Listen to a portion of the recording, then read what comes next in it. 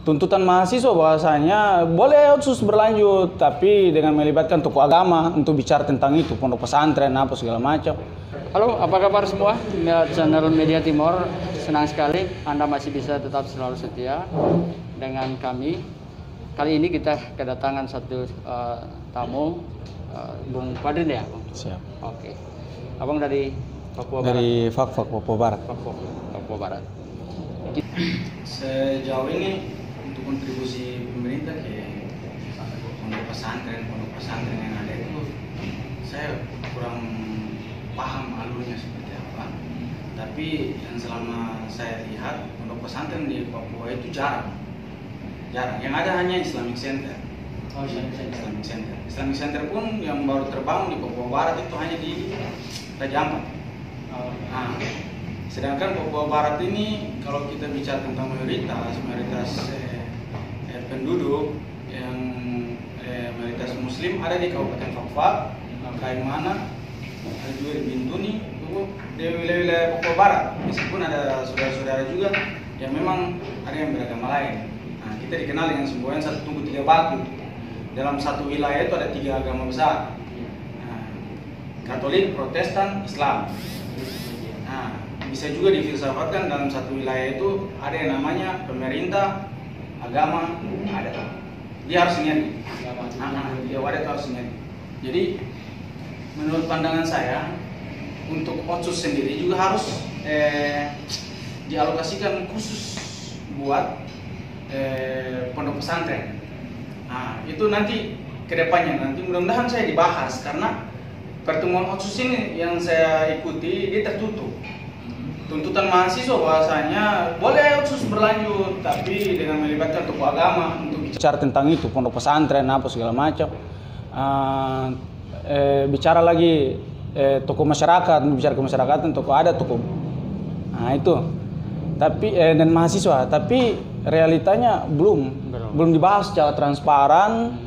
Apa yang dibahas pun kita tidak tahu kan begitu. Apa yang disepakati. Artinya pondok pesantren ini juga kan bukan semata-mata yang ada di Papua ya. Iya. Ada juga misalnya di Jawa Timur, ya, di Jawa Tengah misalnya kalau ada, dan itu dimiliki oleh orang Papua. Dan itu yang dimaksud adalah perhatian terhadap pesantren itu salah satunya di luar Papua juga kan, kira-kira begitu ya. Betul. Nah, jadi itu realisasi selama ini di dalam pengamatan tidak ada. Tidak ada. Jadi ada pun hanya mungkin bupati datang secara pribadi memberikan mungkin bantuan, kan donatur jatuh. Kalau untuk alokasi anggaran tidak ada. Nah, ini juga perlu media dan seluruh Indonesia tahu bahwasanya pondok pesantren yang dimiliki orang Papua itu bukan hanya di Papua, tapi ada orang Papua yang membangun pondok pesantren di luar. Jakarta sini juga ada. Di Jakarta, Jabodetabek juga ada. Metodenya adalah metode hijrah untuk mengubah orang itu. Dia mengikuti metode Rasulullah. Rasulullah itu harus hijrah dulu untuk balik membangun agama, membangun umat itu. Makanya dipakai juga orang Papua dari kecil dihijrahkan keluar, berbaur dengan lingkungan, apalagi di Jabodetabek. Ini miniaturnya Indonesia nih. Jadi ketika dia berproses di sini dia tahu seluruh Indonesia. Gitu. Jadi ketika dia balik, punya kontribusi ke daerah. Pondok pesantren juga ada tambahan satu. Pondok pesantren juga itu hanya bukan bicara tentang pendidikan saja. 3 dasar. Hak dasarnya manusia itu kesehatan, pendidikan, kesejahteraan. Nah, itu ada dalam pondok pesantren. Karena pondok pesantren bicara tentang pertama, dia bicara tentang pendidikan karena bersifat wadah pendidikan. Tapi di dalam juga yang kekinian sudah bicara tentang bagaimana belajar tentang At-Tibbun Nabawi. Metode kesehatan ala Rasulullah itu bicara tentang herbal. Itu sudah bicara kesehatan. Nah, dari proses-proses itu, dari seminar atau pembelajaran itu, mereka ketika selesai dari pondok pesantren bisa terjun ke masyarakat. Nah, itu juga berdampak pada kesejahteraan. Seperti itu. Dan apa kira-kira Abang punya, artinya secara garis besar ternyata belum begitu ya? Ya. Dan kita berharap dukungan otsus jilid 2 ini kira-kira bisa mengakomodasi semua itu ya.